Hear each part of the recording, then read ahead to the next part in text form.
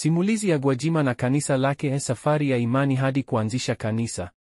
Kulikuwa na kijana aitwaye Josephat Gwajima, mzaliwa wa Tanzania, aliyekuwa na maisha ya kawaida kama vijana wengine wa mtaani.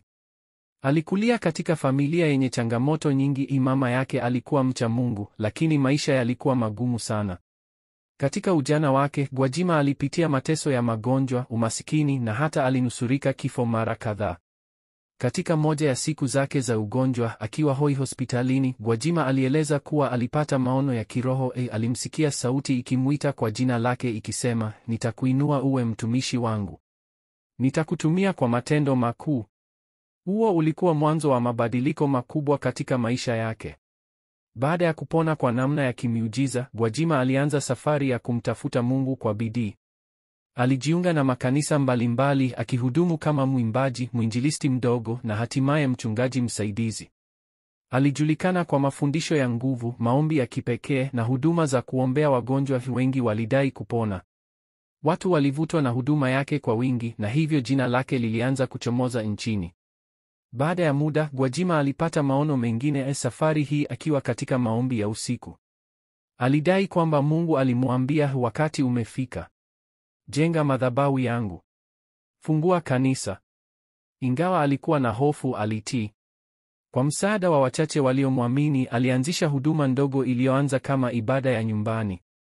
Walianza na waumini wachache, wakiomba kwa sauti, wakiimba nyimbo za sifa na wakitenda miujiza. Hii iliitwa huduma ya ufufuo na uzima. Mwaka uliofuata, Gwajima alipata sehemu ya kukodisha na ndipo akaanzisha kanisa rasmi la Ufufuo na Uzima. Katika kipindi kifupi, watu walimiminika kama mto.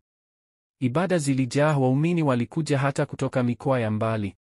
Wengi walivutiwa na huduma za maombezi, mafundisho ya vita vya kiroho, huduma ya kipekee ya kuombea wagonjwa, maono na unabii.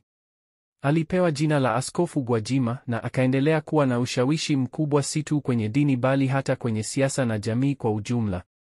Pamoja na mafanikio makubwa, safari ya Gwajima haikukosa vizingiti. Alikumbwa na mikwaruzano na baadhi ya viongozi wa dini, ukosoaji kutoka kwa umma kuhusu mbinu zake za huduma, sakata mbalimbali za kisiasa. Lakini licha ya hayo, Gwajima aliendelea kusimama imara, akisisitiza kuwa yeye ni mtumishi wa Mungu aliyeitwa kwa kazi maalum. Leo hii, kanisa la Ufufuo na Uzima lina matawi ndani na nje ya Tanzania. Gwajima amekuwa kiongozi anayejulikana sana, na maisha yake yanabeba simulizi ya imani, uthubutu na mvuto wa kiroho.